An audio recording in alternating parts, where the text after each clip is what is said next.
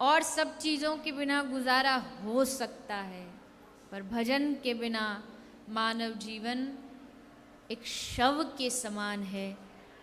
अगर इसके जीवन में सब कुछ है और भजन नहीं तो कुछ भी नहीं, और भजन है तो सब कुछ है। इसलिए हरि नाम से तेरा काम बनेगा और हरि नाम ही तेरे संग चलेगा। कहते हैं ना, खाली हाथ आए थे और खाली हाथ नहीं जाएंगे क्या? आप तो बोल ही नहीं रहे, जैसे प्रॉपर्टी संग लेके जाओगे।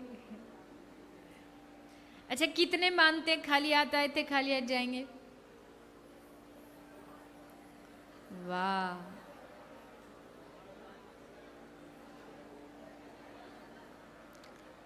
तो चलो वृंदावन। चलेंगे, अभी तो बाल बच्चे हैं, बहू अकेली है, माया ने पकड़ रखा है, बड़े सारे रुकावटें होती नहीं है पर हम बना लेते हैं। होती तो वही वाली बात है, एक दिन कहा था ना, बंदर लड्डू छोड़े तो मुक्ति है, और लड्डू छोड़ना नहीं चाहता और मुक्त भी होना चाहता। खाली हाथ इस दुनिया में कोई भी ना आता है और ना इस दुनिया से कोई भी खाली हाथ जाता है। कोई भी खाली हाथ नहीं जाता है। सब अपने कर्म लेके आते हैं और अपना भजन, अपना नाम, भगवान नाम जितना उसने किया है वो सब साथ लेकर के जाते हैं। कोई खाली हाथ नहीं जाता, भूल जाइए। हाँ, संसार की वस्तु नहीं ले जा सकते अवश्य, कितना भी रोए कितना भी कहें हमें इसको संग ले जाना नहीं, पर नाम हमारे संग जाएगा। एक एक नाम हमारे बैंक में जमा हो रहा है, जमा होता जा। जितनी बार आप हरे कृष्ण कृष्ण कृष्ण हरे हरे, हरे राम राम राम हरे, श्री राधा श्री राधा श्री राधा, जितनी बार आप ले रहे हो सब बैंक में जमा होता जाए, जमा होता जाए। जमा होना चाहिए। बैंक की पॉलिसी होती है ना, ज़्यादा दिन तक अगर बैंक अकाउंट आपका खाली पड़ा रहे, निल रहे, तो कुछ समय बाद बैंक ऑटोमेटिकली उसको खत्म कर देती है आपके अकाउंट को। तो वो वाला बैंक बड़े दिनों से खाली चल रहा है, अगर ऐसे ही खाली चलता रहा तो एक दिन खाता बंद हो जाएगा। फिर मानव जीवन, मनुष्य शरीर, ठाकुर जी बोलेंगे कुछ करता ही नहीं है, कुछ काम इसको मानव बनाया भी बेकार में, हमने एक सीट अपनी बेकार कर दी, इससे अच्छा किसी और को दे देते। उस अकाउंट की ओर ध्यान दीजिए, उसमें थोड़ा थोड़ा धन जमा करते रहिए। जितना हम संसार के अकाउंट के धन की चिंता करते हैं उसकी भी चिंता करिए, वहां जमा करिए, और वो आप में जमा हो गया तो फिर उस धन को कोई छीन नहीं सकता आपसे। मीरा कहती है ना, खर्चे न खोवे वाको, चोर न लूटे, दिन दिन बढ़त सवायो, पायो जी मैंने राम रतन धन पायो। ये राम रतन का धन है, ये कृष्ण नाम का धन है, ये जमा हो गया तो कोई छीन नहीं सकता आपसे।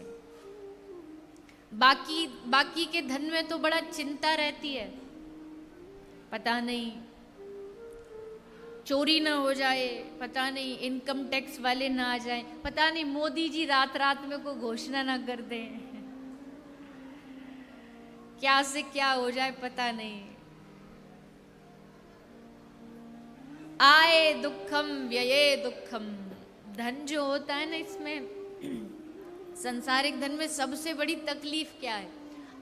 आने में भी दुख, मेहनत लगती है, पैसा कमाने में भी दिन रात मेहनत करनी पड़ती है, और फिर व्यये दुखम, आ जाए तो अब उसको खर्च करने में दुख लगता है, चला न जाए, तिजोरी में रखा रहे, तो आने में भी दुख, जाने में भी दुख।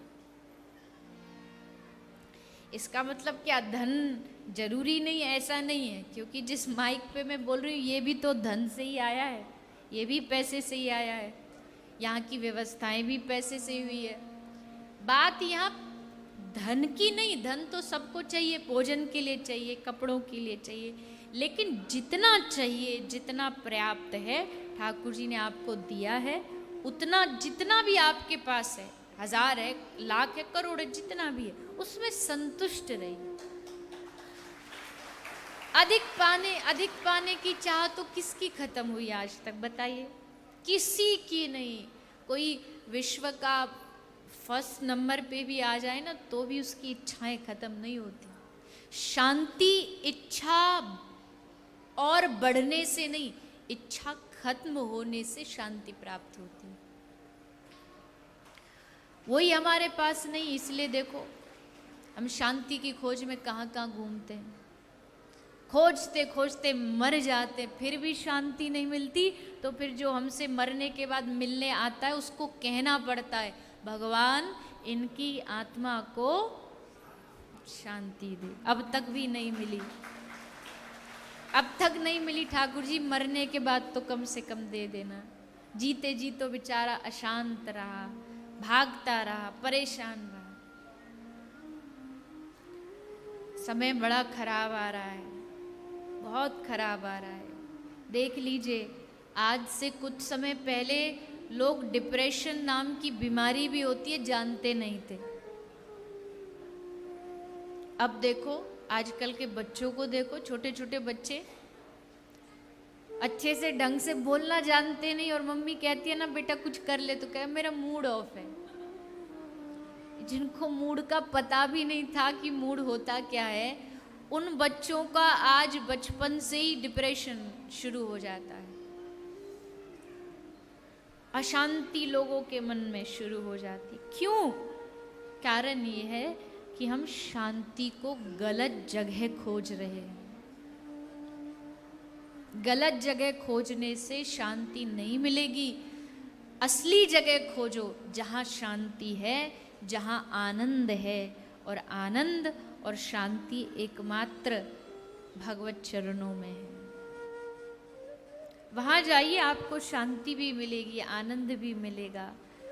भले कुछ ना हो, भगवान के पास जाने का मतलब आप ये मत समझ लिएगा भगवान आपके भंडार भर देंगे। इस गलत फहमी में मत रहना। उल्टा भगवान कह रहे हैं हरिष्ये तद्धनम शनई। अर्जुन, जो मेरे पास आता जाता है ना, मैं उससे सब छीनता जाता हूँ। सबसे पहले उसके अपनों को छीन लेता हूँ। कई लोग कहते हैं ना कृपा हो जाए बस भगवान की। कृपा क्या होती है, पहले कृपा की डेफिनेशन सुनो। हाथ जोड़ दोगे कि नहीं नहीं भगवान कृपा नहीं चाहिए आपकी। कृपा क्या है भगवान की? धंधा बढ़ जाए ये कृपा है, बाल बच्चे आपका कहना माने ये कृपा है? कतई नहीं।